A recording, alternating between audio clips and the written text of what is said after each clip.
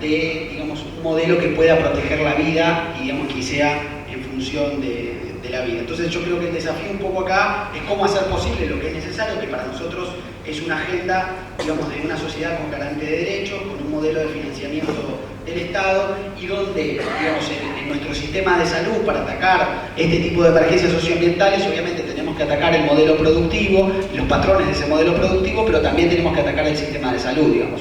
Y en el sistema de salud creemos que tenemos que ir a un nuevo paradigma donde salir del enfoque asistencial que mitiga el daño social y entrar a un enfoque de derechos, salir de esta idea de la elección y la dependencia y construir autonomía, y bueno, salir un poco de esta idea del objeto del paciente, los clientes, los usuarios y demás.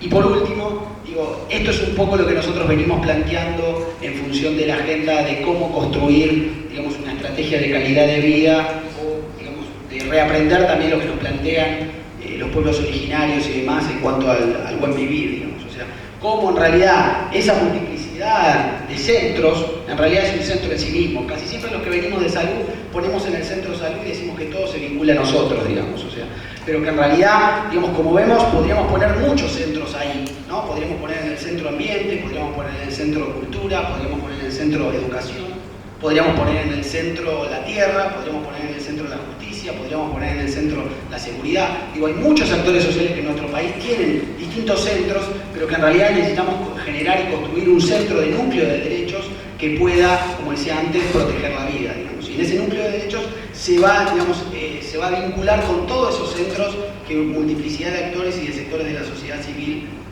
lo plantean.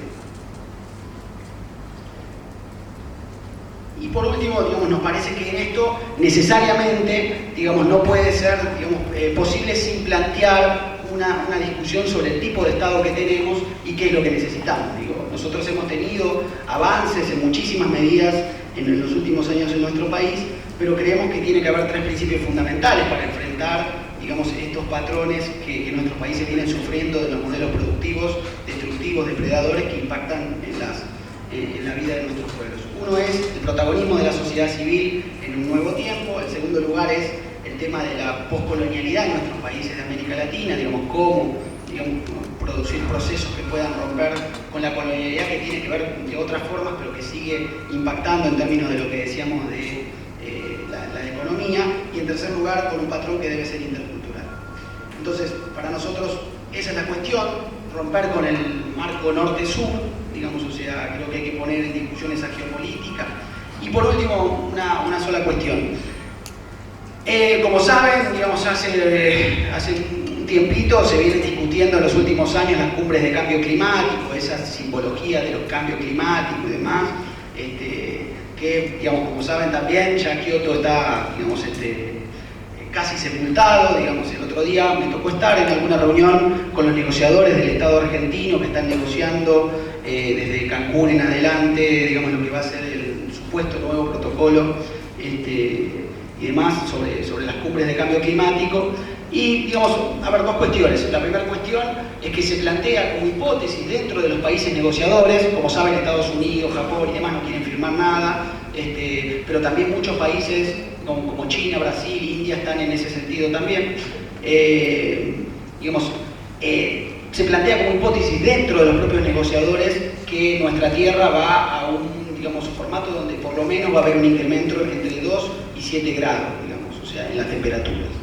Imagínense, digamos, si esos son los escenarios que funcionan, digamos, o sea, con respecto a, digamos, a los patrones que va a generar ese cambio en cuanto a los patrones, imagínense, epidemiológicos, de epidemias, de enfermedades, de muertes y demás, y que eso sin duda va a ser a la fuerza poner en discusión la civilización, digamos, o sea, y va a ser sin duda poner en discusión los modelos de protección social. Entonces nosotros creemos que en esto tenemos que tratar de trabajar desde los países del sur, qué papel nos toca a los países del sur, qué papel les toca a UNASUR y al Mercosur en esto y cuáles son los desafíos que tenemos. Muchas gracias. Gracias, Gonzalo, y ahora vamos a terminar la mesa con Javier Rodríguez Pardo, bueno, como les decía, el Movimiento Antinuclear del Chubut, que pertenece a RENACE y a la UAM.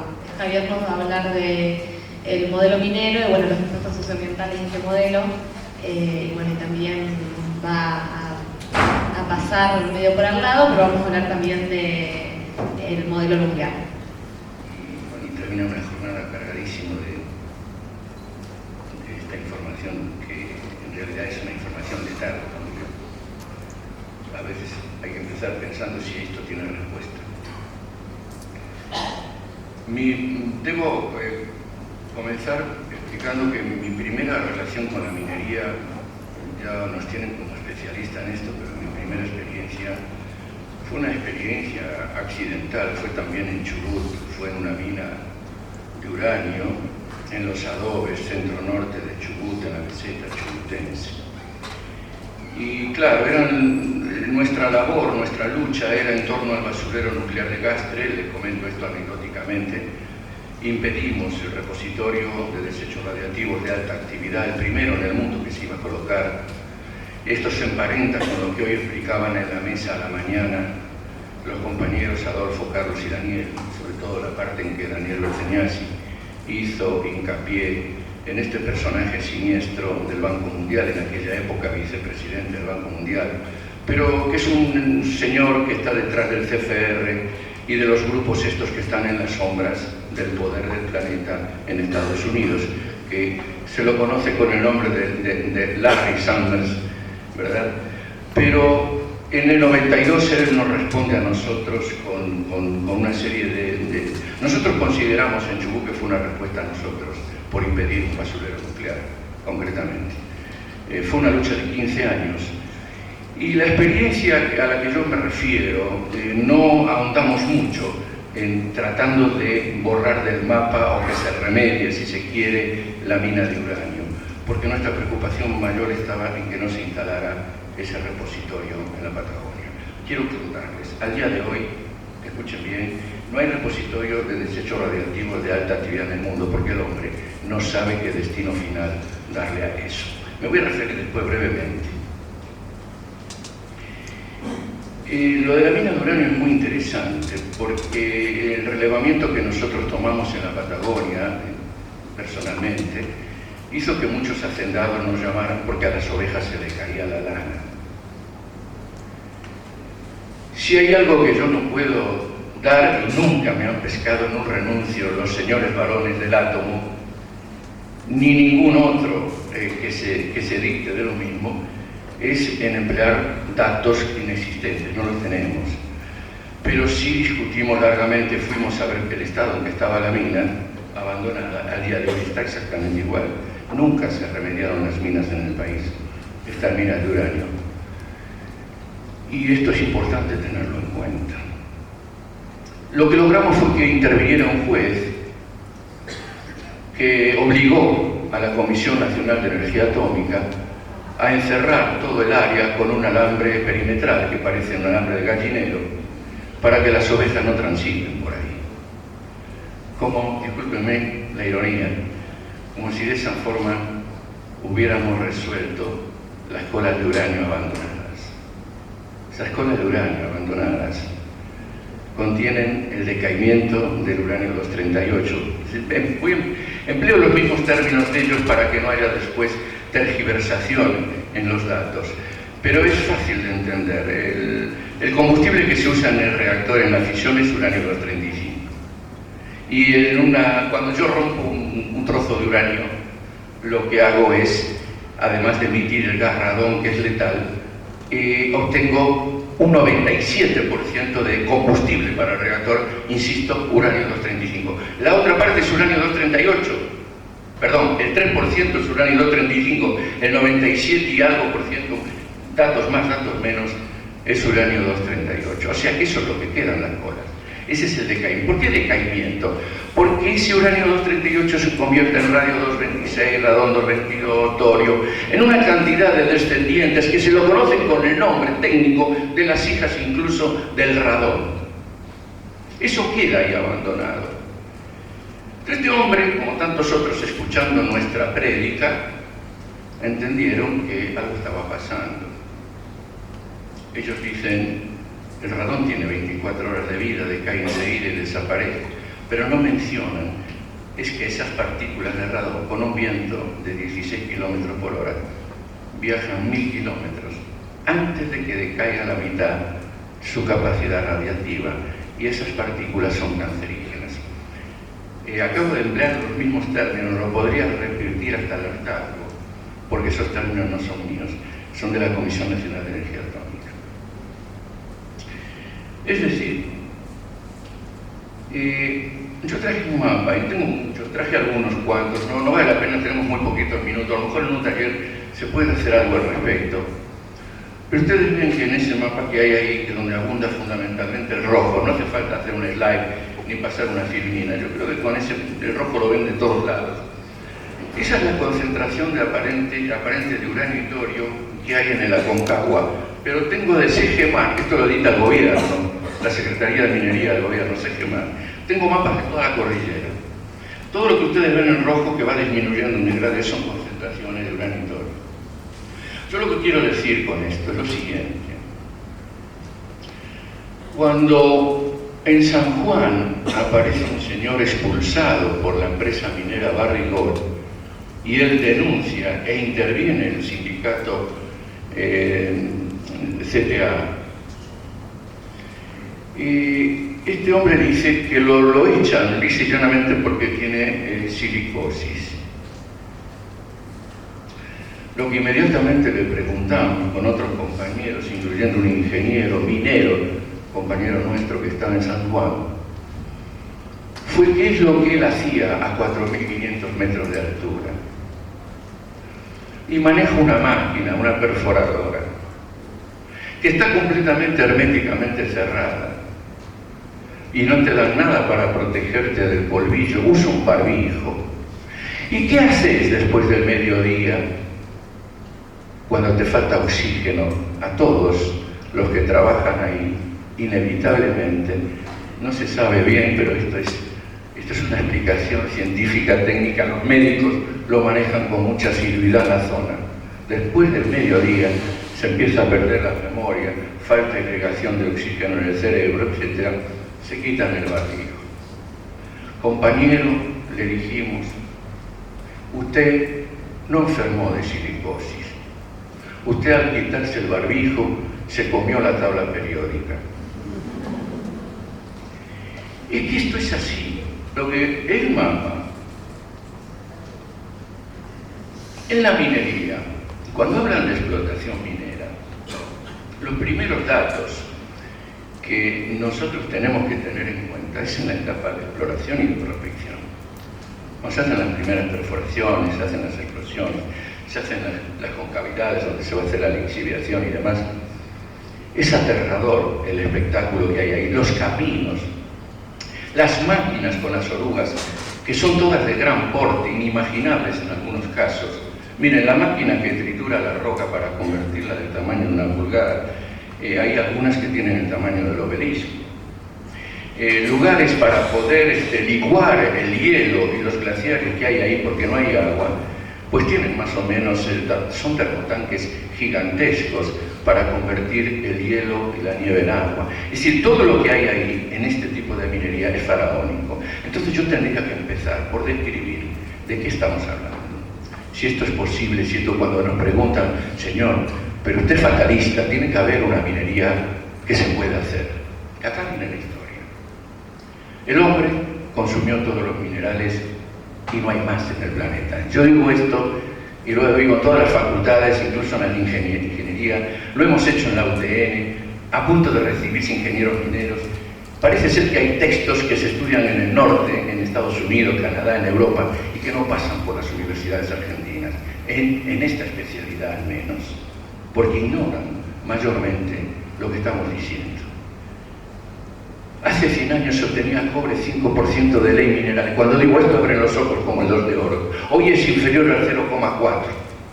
Los niños que enseguida toman esta lectura dicen, caramba, si en 100 años, 5 a menos de medio punto, ¿cuánto tarda en que no haya nada? Y preguntan, ¿cuánto tiempo más no hay ningún metal? Y esto es lo que nos enseñaron en la escuela. Acá viene el tema del consumo, acá viene el tema del derroche, acá viene el tema del poder del primer mundo, aquello que nosotros, que hoy en la charla de la mañana me hubiera gustado a mí particularmente meterme con los compañeros que desarrollaron el tema, porque fue perfecto. Por eso yo creo que esto conviene eslabonarlo con lo que dicta el poder global, el poder mundial, el poder de las corporaciones. No hay forma de extraer mineral de baja ley si no es volando la montaña. Y haciendo esto que yo les acabo de contar muy por arriba, muy someramente, porque tenemos muy poquitos minutos. Pero es necesario saberlo, porque por ahí hay gente que piensa que, bueno, sí necesitamos el cobre, necesitamos minerales, y que tienen que hacerse de alguna manera. Y que si no lo hacen las corporaciones, que lo haga el Estado. Y yo en esas condiciones me opongo con el Estado y me opongo con las corporaciones. Pero sí, que primero tengo que diseñar el país que quiero. ¿Qué país? ¿Qué América Latina queremos? Porque si yo persigo el primer mundo encandilado por esa orientación que me han vendido desde chico, pues voy a terminar consumiendo 19 toneladas de mineral por año, que es lo que consume cada habitante norteamericano y europeo. 19 toneladas de mineral por año cada individuo. ¿Ustedes saben lo que significa esto? ¿Entienden la cantidad de lo que...? Bueno, es ponerse a pensar si a los chinos se les ocurre hacer lo mismo. Esto es lo que tenemos que hablar. No tengo mucho tiempo y miro de reojo, tengo fama de alargar las cosas, y miro de reojo el reloj. Prefiero de pronto por ahí después, si quieren, profundizar un poco más esto. Pero sí quiero hacer hincapié en algo que creo que ustedes lo tienen que tomar con la dimensión que tiene. Porque cuando por televisión vemos lo que ocurrió en Japón,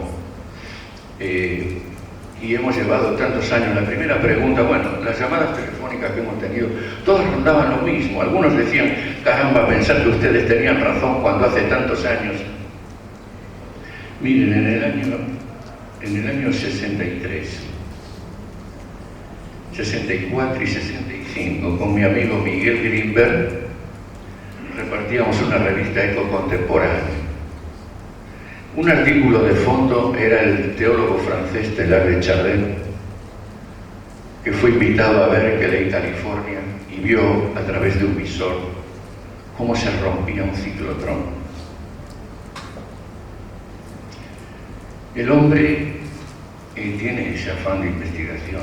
Claro, el teólogo comparaba lo que estaba viendo con semejante a aquellos que si leyeron el Tao de la Física de Frío Capa pueden ver la otra relación hinduista, de esta relación del espíritu que aparece en ese nacimiento de la vida y de la cosa, que es, fíjense, el origen de todas las cosas que pensaban los antiguos. No se rompió el átomo, se rompió un ciclotrón. Partículas subatómicas todavía mucho más pequeñas. Ahora, ¿qué es lo que hemos hecho? Hemos controlado lo que hacíamos, hemos liberado una energía que no dominamos y que inevitablemente se ha sembrado el planeta de ella en carácter irreversible. No hay vuelta atrás. Lo que ustedes vieron que ocurrió en Japón y lo que vimos nosotros que ocurrió en Chernóbil o en Three Mile Island en Estados Unidos, en Pensilvania,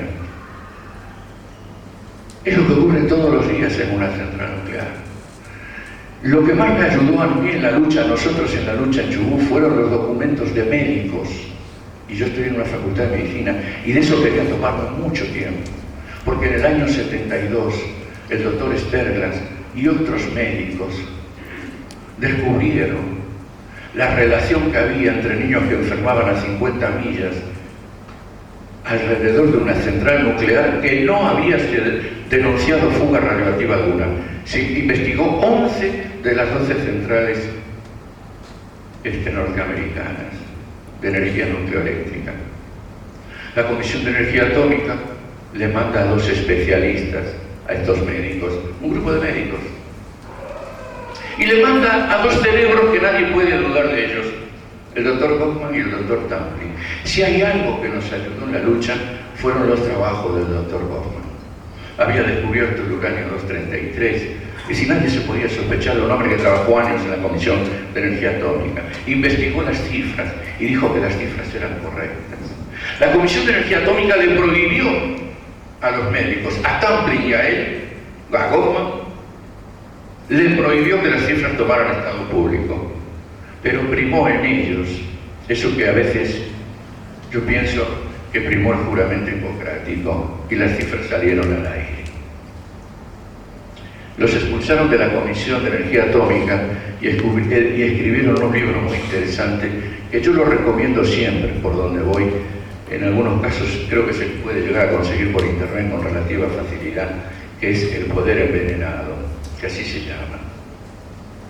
A nosotros nos fue de mucha utilidad, yo espero que a ustedes también esto les sea de utilidad. Ahora, ¿por qué yo me alarmo frente a esto? Porque yo estoy emitiendo a través en el planeta, a través de Japón y a través de estos casos, que son de manera dantesca en algunos, comentados de esa forma, trágica si se quiere, pero sin ahondar en el... Es decir, estamos hablando de radioisótopos que no están en estado natural en el planeta. El uranio está, pero en la fisión nuclear salen una cantidad muy grande de radionucleidos que van a perdurar con nosotros eternamente, no van a estar, no van al espacio exterior, van a convivir en la campana de biosfera eternamente con nosotros por 250.000 años o 2,5 millones de años, porque hay radioisótopos de esa longevidad. El plutonio tiene 24.400 años, pero sigue largando radioactividad por 250.000 años. ¿Y hay forma de deshacerse de él? No. La única manera es gastre, algún lugar, un cementerio, un sepulcro. Y aquí, fíjense ustedes, tengo que retomar de nuevo el concepto minero. ¿Por qué? Porque el ser humano tuvo que construir la única y primera mina artificial en Estados Unidos, en el estado de Washington, en Hanford. En ese lugar tuvieron que meter, o querían meter, 70.000 toneladas de escoria radioactiva que tenían en el año 70. Hoy tienen una cantidad abismal. Después les puedo contar por qué tienen más ellos escoria radioactiva que el resto. Y, bueno, ustedes dirán, por eso no quiero usar mucho los minutos, es porque Estados Unidos, ustedes saben que con el residuo radiactivo y plutonio, con el plutonio se hacen las bombas atómicas, y entonces cuando ellos empezaron a vender esta energía, la Westinghouse, la General Electric tenía la obligación de vender el reactor y que los residuos radiactivos volvieran a Norteamérica. ¿Para qué? Para que nadie pudiera hacer bombas nucleares.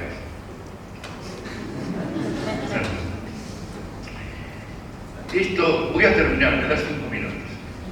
Lo voy a usar.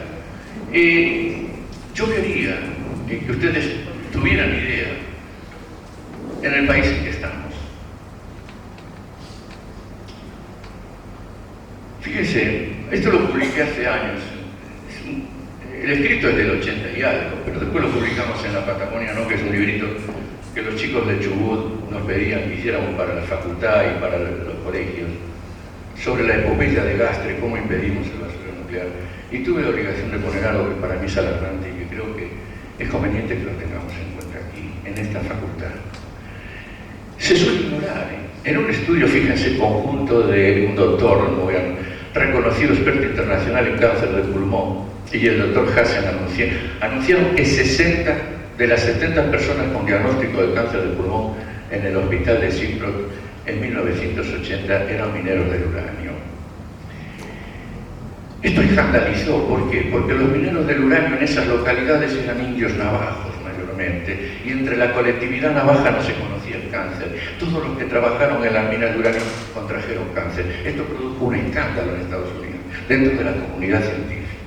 Entonces interviene el Senado, y ahí nos enteramos nosotros. Si no interviene el Senado, no nos enteramos. ¿Por qué? Porque fue el Senado, el Congreso de Estados Unidos en 1972, autorizó una partida de $5 millones destinados a un programa para la remoción de la cola de la molienda del uranio. En Grand Jackson, Colorado, el aumento de niños nacidos con el paladar partido y agrietado se relacionaba con la contaminación radioactiva del lugar. No quiero seguir con fui textual. pero no quiero seguir con esto, pero sí decirles que esto lo leí en San Carlos, en los Valles Calchaquíes, en un pueblito donde está pegadito a una mina abandonada de Donot. Y había una asamblea donde había mucha gente, tanta como la que hay aquí.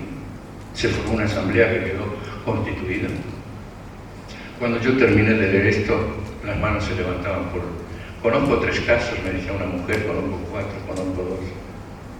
Yo no puedo decir al día de hoy que sea producto de esto, porque no hay ningún análisis epidemiológico sobre esto. Pero sí tengo que tener en cuenta que hay una obligación internacional de remediar estas minas que quedaron abandonadas. Y nosotros aquí, además de haber un PRAM, un proyecto de remediación del mineral de uranio, las minas siguen exactamente igual, sin remediar, al libre albedrío, en lugares donde el viento prima más que cualquier otro disturbio climatológico. Esto es lo que hay que decir, y creo que este es el ámbito adecuado. Finalmente, algo más. Cuando uno cree que ya termina todo conociéndolo, uno que recorre los sitios, que es la única forma de tomar contacto con estas realidades, para no decir una cosa por otra, es decir, ser fiel testigo de lo que uno dice, independientemente de lo que puede decir la cosa académica o los libros. En Catamarca, en Tinogasta, hay un lugarcito que se llama Higueritas. Yo fui a ver esos socavones abandonados. Cuando Damián me invita a esto, yo quería dedicarle casi todo el tiempo a hablar del tema del pueblo de Tinogasta y de las Higueritas. ¿Por qué? Porque yo intenté entrar en ese socavón y tengo casi 1,80 m de altura, no podía. Son socavones bajitos. Los obreros entraban casi en cuclillas. ¿Saben ustedes cómo sacaban el uranio? En mochilas en la espalda. Y esto es la Comisión de Energía Atómica que hoy tenemos vigente en el país. Es la misma Comisión de Energía Atómica, la que obligó a esos trabajadores, a esos obreros. Yo recorrí el lugar preguntándole a las familias, y es una etapa que todavía tenemos pendiente, hacer esa investigación. Yo les invito a ustedes, que si no tiene sentido este congreso, a que se conviertan en reales investigadores de estos fenómenos que estamos viviendo día a día. Y que se entienda esto claramente. Hay cosas que son irreversibles. Si yo emití en un reactor esos escapes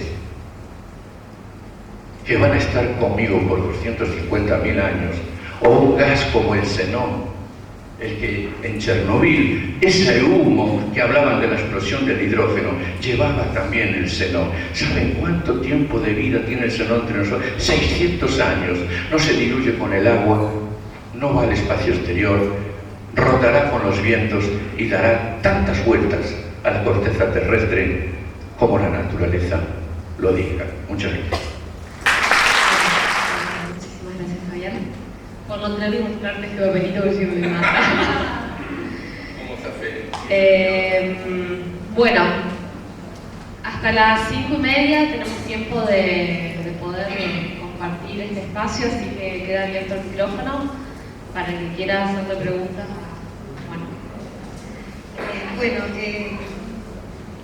Escuchaba con mucha atención cuando aquí el decano hacía la reseña de cómo... Sí, claro.